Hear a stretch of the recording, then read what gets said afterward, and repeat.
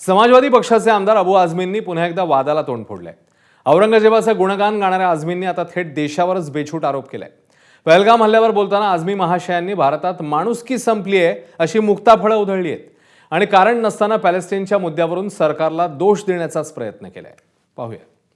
यहाँ इंसानियत खत्म हो चुकी है। इंसानियत नाम की कोई चीज भारतवर्ष में नहीं बची है। पाकिस्तान और बांग्लादेश के झंडे जलाओ, पीटो, काटो, पेशाब करो, कुछ भी करो, लेकिन फलस्तीन का झंडा क्यों जला रहे हो?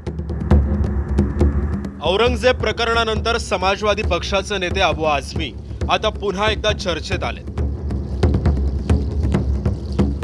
पहलगाम दहशतवादी हल्ल्यानंतर देशात हिंदू मुस्लिम तणाव वाढू लागल्याची गरळ त्यांनी ओखली आहे। एवढंच नाही तर कोकणातल्या मंत्री महोदयांच्या वादग्रस्त विधानांचा दाखला देत त्यांनी थेट सरकारवरच निशाणा साधलाय। यहाँ इंसानियत खत्म हो चुकी है। इंसानियत नाम की कोई चीज भारतवर्ष में नहीं बची है। आजकल जो है जो वहाँ पे जो जिन लोगों के साथ वहाँ हुआ, जिनके लोग मारे गए, वो चिल्ला चिल्ला के कह रहे हैं कि मुसलमानों ने हमारे साथ बहुत मदद किया, इसमें मुस्लिम हिंदू मत करो, आतंकवादियों को मारो। पूरे देश में कश्मीरियों को मारा जा रहा है, भगाया जा रहा है, गाली दी जा रही है, मुसलमानों की दुकानें तोड़ी जा रही हैं। एक मंत्री हमारा, मैं नाम ले लेके थक चुका, उसका नाम लेना मैं नहीं चाहता हूँ, वो रत्नागिरी में कहता है कि अगर आप लोग कहीं सामान खरीदने जाना तो पहले जो हनुमान चालीसा सुनना, उसके बाद खरीदना। वो भी वही काम कर रहे हैं जो आतंकवादी कर रहे थे। भारतातल्या माणुसकीची चिंता करता करता अबू आझमींनी अचानक पॅलेस्टाईन समर्थनाचा झेंडा हाती घेतलाय। पॅलेस्टाईनचे झेंडे जाळण्याच्या प्रकाराचा निषेध करत त्यांनी आंदोलकांना सवाल विचारलाय। पाकिस्तान और बांग्लादेश के झंडे जलाओ, पीटो, काटो, पेशाब करो, कुछ भी करो, लेकिन फलस्तीन का झंडा क्यों जला रहे हो? फलस्तीन से हमारी जो है ना, हमारा धन जुड़ा हुआ है। अबू आझमींच्या या वक्तव्यावरून शिंदेची शिवसेना मात्र चांगलीच संतापली आहे। हा संताप इतका टोकाला पोहोचलाय की अबू आझमींना इथेच लटकवण्याचा इशारा थेट मंत्रीच देऊ लागले। भारतातल्या जो या देशाला मानतो त्या मुस्लिमाला कोणत्याही प्रकारचा त्रास दिला जात नाही, परंतु जो पाकिस्तानला सपोर्ट करतो, जो अतिरेक्याला सपोर्ट करतो, तो त्याला आम्ही देशद्रोही किंवा अतिरेकी म्हणतो। म्हणून आम्ही कोणतीही जात पाहून कधी कोणावर कारवाई करत नाहीत, परंतु ज्यांनी जात पाहून हिंदूंना मारलंय त्यांना आम्ही सोडणार नाही, एवढं मात्र निश्चित आहे। मग त्यासाठी अबू आझमी सारखे कितीही पाकिस्तान धार्जिणे लोक समोर आले, औरंगजेब धार्जिणे लोक जरी समोर आले, त्यांची सुद्धा आम्ही गय करणार नाही। अबू आझमीला इथंच लटकावायला पाहिजे, पाकिस्तान जाऊन का करता? तर भाजपनं अबू आझमींच्या वादग्रस्त वक्तव्यांचा इतिहास मांडत त्यांचा अजेंडा चव्हाट्यावर आणलाय। हे जे सन्माननीय सदस्य आहेत यांनी छत्रपती शिवरायांचा आणि आमचे थोर राजे संभाजी राजांचा ज्या पद्धतीने ज्या आक्रांताने क्रूर छळ केला, त्या औरंगजेबाचे ते कसे उदो उदो करत होते हे आपण पाहिलं।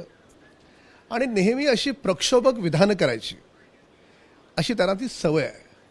मुळामध्ये ज्याला भारताचा तिरंगा हा माझा स्वतःचा झेंडा वाटतो असा प्रत्येक भारतीय, त्याला भारतात राहण्याचा अधिकार आहे। त्यांचा अजेंडा हा हिंदू विरोधी अजेंडा आहे, हे काही लपून राहिलेलं नाही। ठाकरेंच्या शिवसेनेनं मात्र अबू आझमींवर थेट टीका करणं टाळत सत्ताधाऱ्यांना एक सल्ला दिलाय।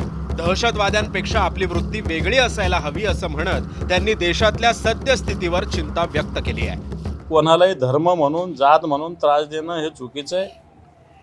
दहशतवाद्यांनी काही केलं असेल, दहशतवाद्यांची वृत्ती आणि आपली वृत्ती वेगळी असावी, नाही तर मग दहशतवाद्यात आणि आपल्यात काही फरकच राहणार नाही। तर अबू आझमींच्या वक्तव्याकडे लक्ष देण्याची गरज नसल्याचं सांगत छगन भुजबळांनी काश्मीरचे नेते आणि श्रीनगरमधील परिस्थितीकडे लक्ष वेधलंय। आपण काश्मीरचे मुख्यमंत्री काय म्हणाले, ओमर अब्दुल्ला, किती गंभीर विधान आहे त्यांचं आपल्या देशाच्या बाजूने। त्यांचे वडील काय म्हणाले, शेख अब्दुल्ला। श्रीनगरपासून तर पहलगाममध्ये पहिल्यांदाच आम्ही हिंदुस्थानी आहात, हिंदुस्तान जिंदाबाद अशा मोठ्या मिरवणुका पहिल्यांदा निघाल्या।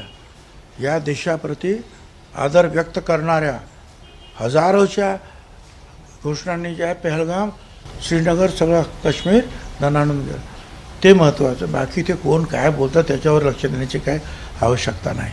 एकंदरीत परिस्थिती संवेदनशील असताना वादग्रस्त वक्तव्य करून आगीत तेल ओतण्याची राजकारण्यांची सवय जात नसल्याचं या निमित्तानं समोर आलंय। दहशतवाद्यांना आणि पाकिस्तानला धडा शिकवण्याचं आव्हान आपल्या सैन्याकडून पार पाडलं जाईलच, मात्र देशातलं वातावरण बिघडू न देण्याची जबाबदारी मात्र राजकारणी विसरले असल्याचंच या वक्तव्यांमधून दिसून येत आहे।